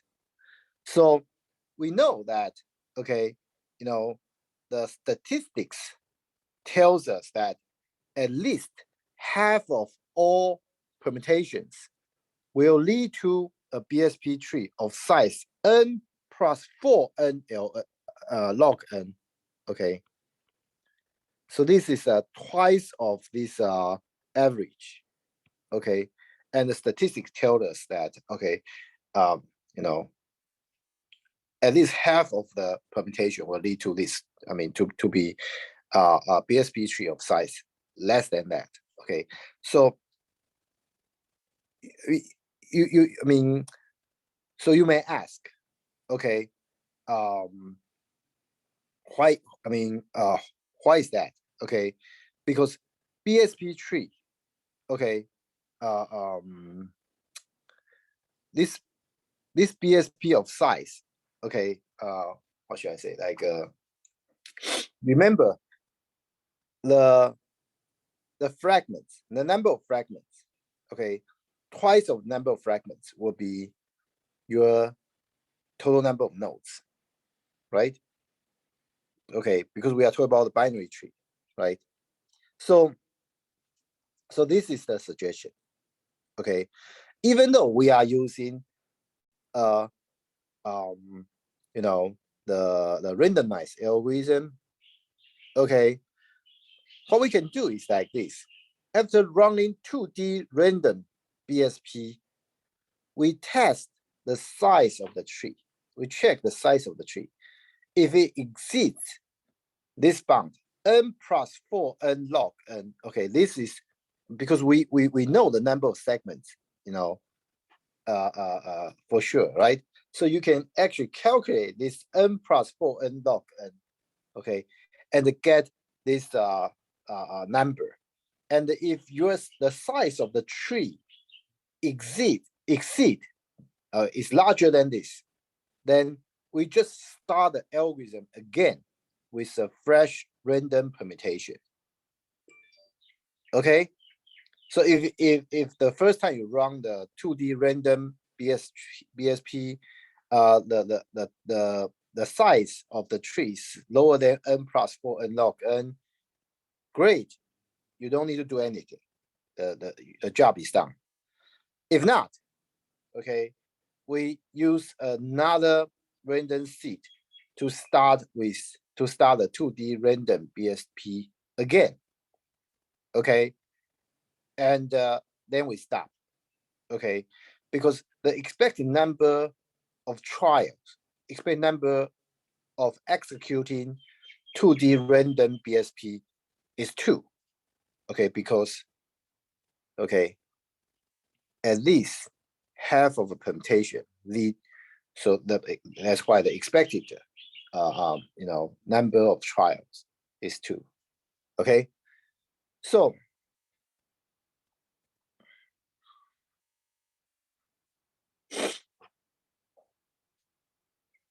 how much time does it take to get this job done, to be exact?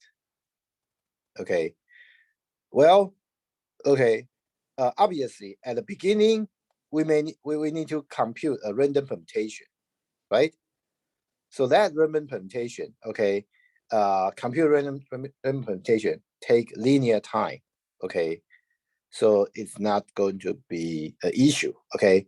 So the time taken by the algorithm 2D BSP is linear in the number of fragments in S, okay? This is like, you know, if we do not account for the recursive call, obviously, okay? So this one.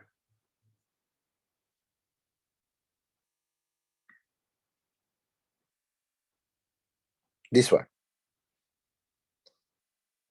This one. If you do not account for the recursive call, this recursive call, if you do not consider them, okay, the rest of the algorithm, okay, obviously is linear, okay. Where are we?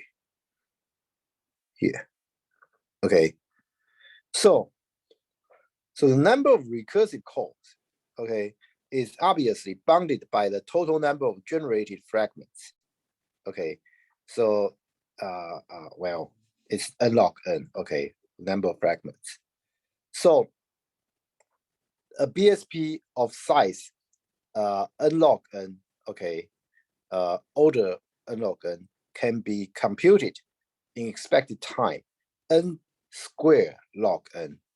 Okay, because for each level, it's a linear. So basically, it's n squared log n. Okay. So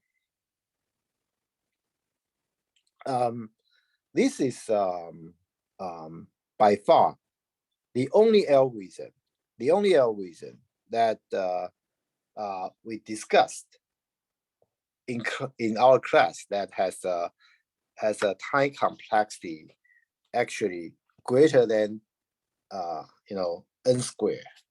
Okay, greater than n squared. I mean, we had like n log. I mean, for most of the algorithms, I mean, like the complexity is pretty much n log n, right? So this is like a kind of expensive, right? But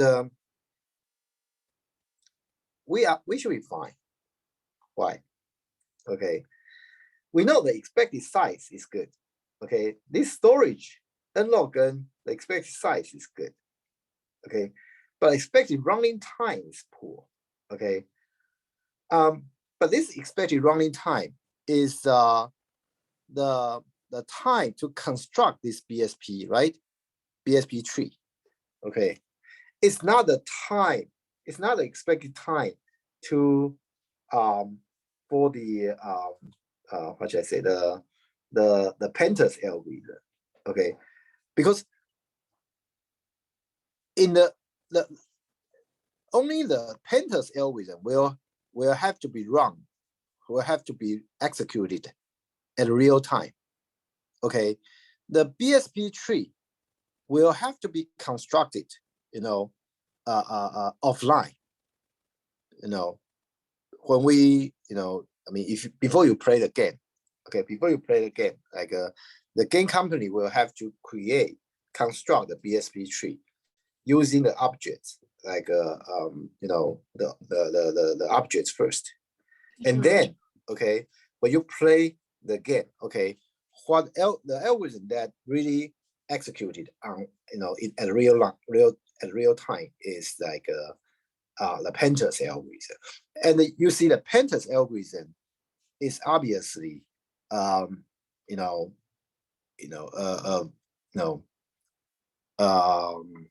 proportional to the depth of the tree. So if your tree is the size of the tree is good, then the Pandas algorithm complexity is already pretty good. Okay. Teacher. Yes. But objects in game will be intensely moving. How can you construct the BSP before the game? No. Here, the objects we are talking about are the immobile objects, such as buildings and those walls, or like the table. Okay, those immobile objects. But moving objects will still block your sight. That's exactly the purpose of this chapter. We are talking about hidden surface removal, right? Yes. You see, the Pandas algorithm, okay, it paint the further object first, and then the nearby objects. Okay, by doing so, it actually help you to reconstruct the the object that will be partially blocked, right?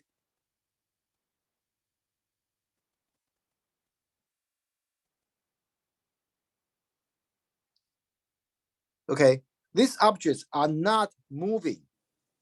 Okay, they are not moving, so we can know where they are and what's the shape, what shape of each object it has, in order to construct this Bsp tree in advance.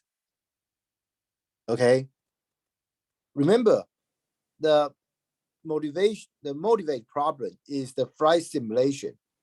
Okay, when you fly an airplane, okay, the view you are looking at, including the buildings and the terrains, right? Those things are not moving, okay? Are not moving. I mean, only your viewpoint is moving.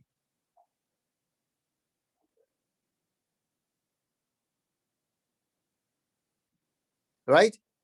The only thing that is moving is your viewpoint. Okay. And the Pandas algorithm make sure no matter where your viewpoint is, okay, we are able to, you know, draw the further object first, and then the nearby objects.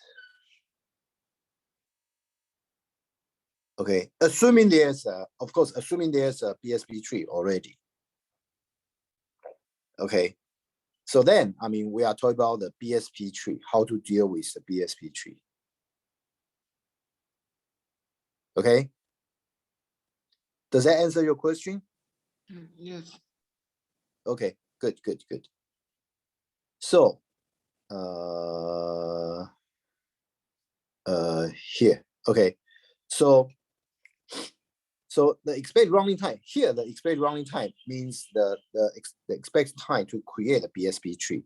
It's poor, but it's okay because the Bsp algorithm, okay, will be executed offline for most applications. So that should be fine, okay, because as I said, the only algorithm that is running online is Pandas algorithm, okay, not this Bsp tree construction, okay, and okay, and also the quadratic complexity happens when Bsp tree is unbalanced, okay. Yes, we didn't have you know, if you look at this tree construction, okay, we didn't have a guarantee that the tree that we constructed, the Bsp tree that we constructed, will be balanced. Okay, we don't have that. We don't have that mechanism.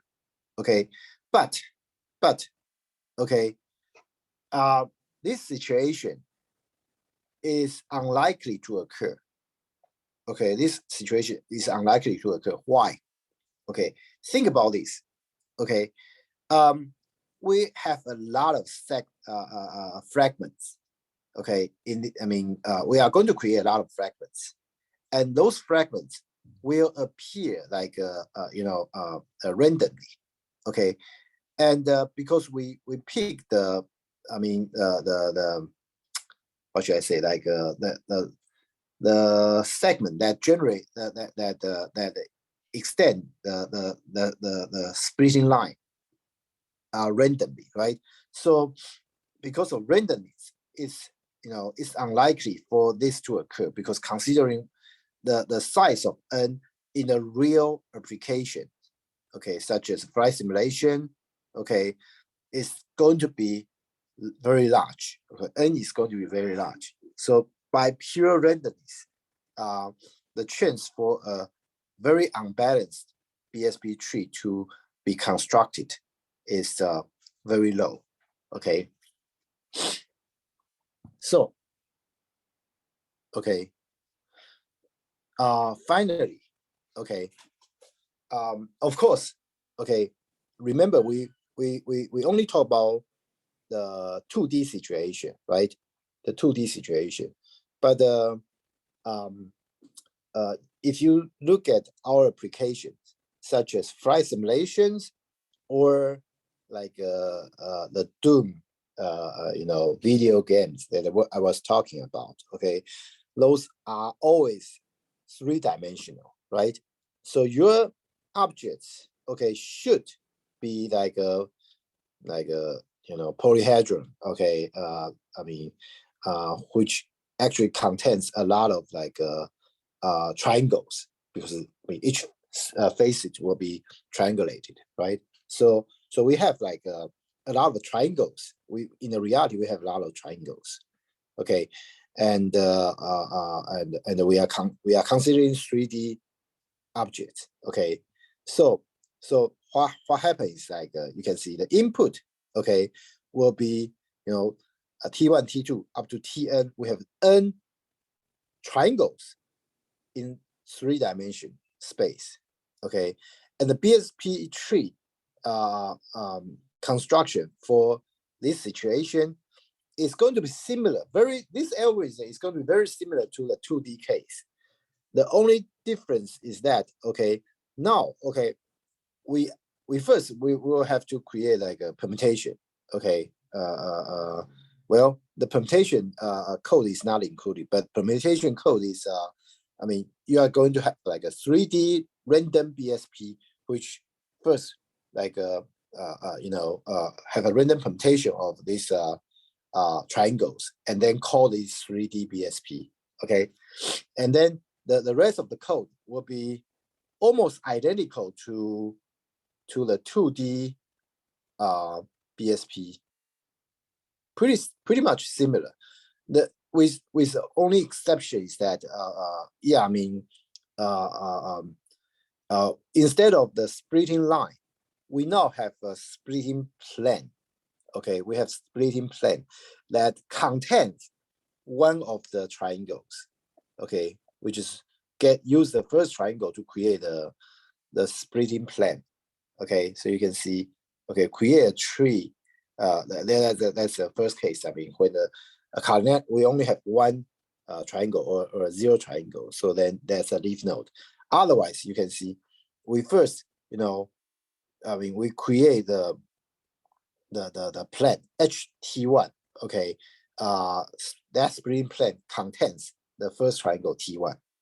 Okay, and the other part are almost identical, right? Okay, because the other part are identical, so the analysis of this 3D BSP will be similar. Okay, will be similar. Okay, so well, let's yeah, we are pretty much done with this chapter. So this is because this is like the first time in this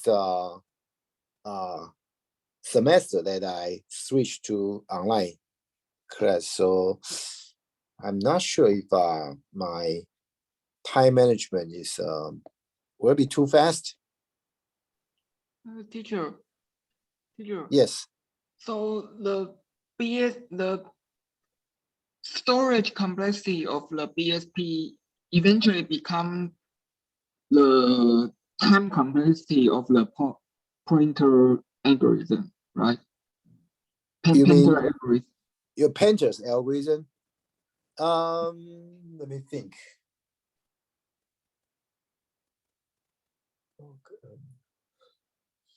Think about this.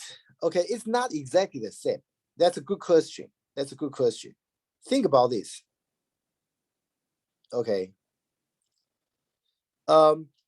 We are going to use where is it? Yeah, Okay. Pandas algorithm. Yes. Okay. This tree T is actually the Bsp tree, right? Yes. Okay. So its size is n log n, right? Yes, but Okay. we only follow a path, right? No. Think about this. Okay. What is the depth? So the depth is the time complexity of the Pandas algorithm. Let me see. Scan convert object.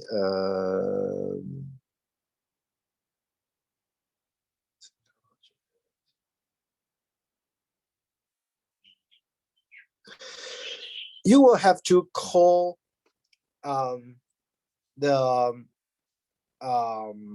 algorithm.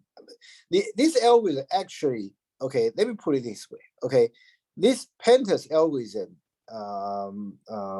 yeah, it is actually correct. I mean, the size of the tree actually is the complexity of the Pandas algorithm. Let me explain why. Okay, because think about this. Okay, eventually every object store, every fragment store in the Bsp tree will have to be drawn by the Pandas algorithm, you know, sooner or later, right? Yes. Yeah. So that is why, okay, this Pandas and each fragment will only be drawn once, right? Yeah. So it's kind of like you are going to traverse the tree, the nodes in the tree, right? So basically, like this Pandas algorithm, the complexity is pretty much the size of the Bsp tree. Yes, that's correct. So the algorithm complexity is Teacher, going to be actually, n log n. my question was, you said we want to have the Pandas algorithm. We want to have its time complexity be linear with the objects, right? No, we want this to be as low as possible. As low as so it's n log n, right? Yes, but It's n log n. the n here is the number of segment or triangle, but it's not the number of objects. No. The oh You cannot construct BST with objects, right? you have to first convert all these objects into triangles. Yes, I mean Yeah, but you that will triangulate like every facet. Yes. But that will be an explosion on the No. Those things will be computed, you know, offline. Remember, the I mean, Bsp tree will also be constructed offline. yes, but the size of the Bsp tree will be n log n, and the n is the number of triangles. Yes. Not the number of objects. Not exactly. Yeah, not exactly. No. Just like the 2D case, I mean, the n is number of segments. Yeah, so it wouldn't that be too slow or well, it depends on how you define slow. Okay, as I said, okay, remember at the beginning of this class, I talked about if you use Z buffer, pixel by okay, pixel. the Z buffer is done pixel wise, right? Algorithm is done, you know, object wise. So if you don't have that many objects, Pandas algorithm obviously is a better choice. Okay, so it really depends on how many objects you are talking about. Okay, and also, I mean, why? I mean, to be honest, like in reality, I mean, in computer graphics, okay, people tend to use Z buffer. It's because the Z buffer, you know, can be accelerated by hardware. Okay, the hardware has already implemented the Z buffer, and you know, hardware, you know, execution of the algorithm can be much more faster. Okay, but in terms of complexity, okay, in terms of like a reality check, okay, the Pandas algorithm, okay, should be better. Okay, theoretically speaking. Okay. Okay, so yes, I mean, n does not represent the number of objects, but the number of triangles generated by those objects. But still, okay,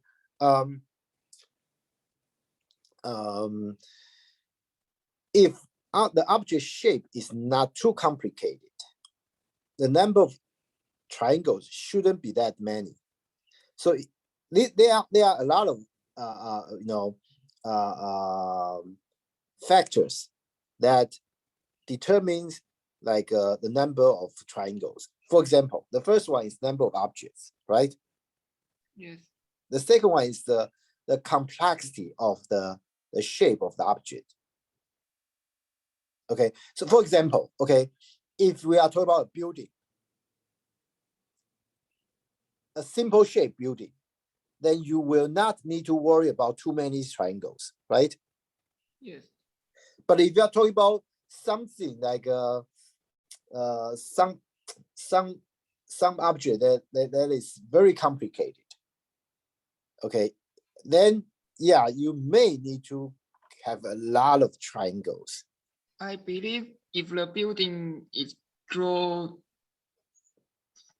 in high resolution, like there are many details. Yeah. If you to be honest, I mean, I don't know if you have played like the flight simulation before, or like Doom. I mean like the older version of Doom. I'm not talking about like a newer version.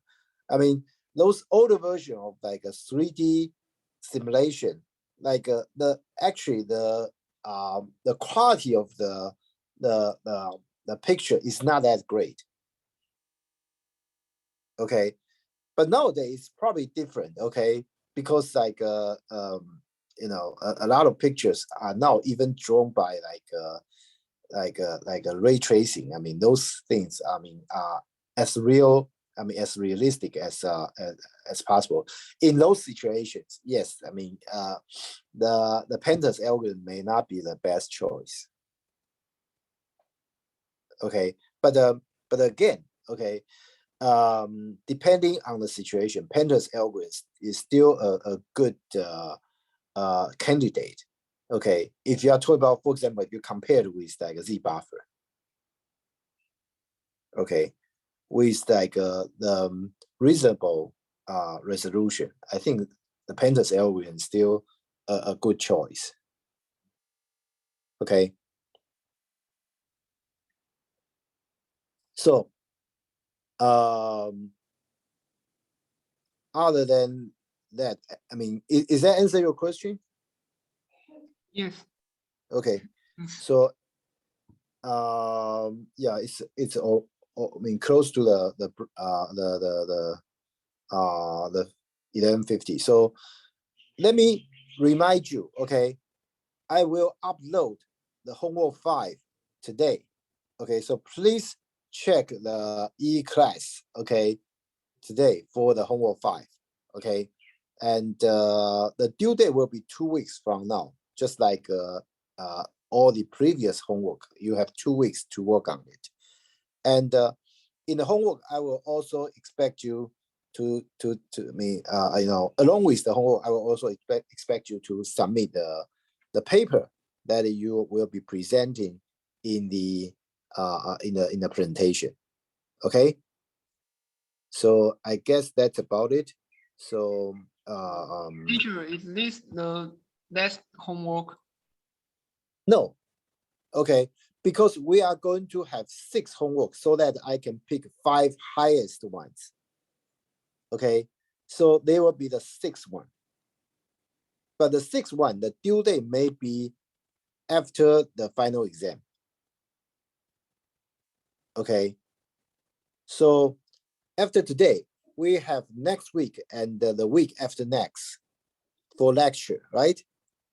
So I will give you the homework the week after next. Okay, which will again the due date of that homework will be 2 weeks after the assignment.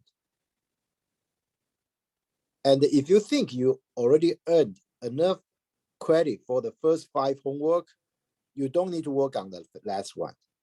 But if you feel like working on the last one will help your grade, feel free to do that. Okay. Will it be covered in the final exam? Unfortunately, yes. But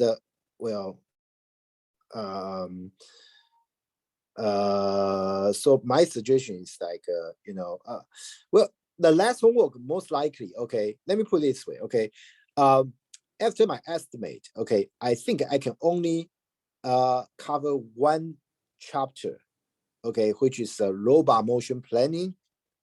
Okay, in the next two lectures. So if you ask me, will that chapter be covered in the final exam? Yes. But yeah, I mean, unfortunately, that homework will not be, you know, the due date of that homework will not be before the final exam. That's just not possible. Because after after 2 weeks, I mean, the third week will be the final exam. Okay. Any question? If no question, that's it for today. Okay. Thank you. Thank you.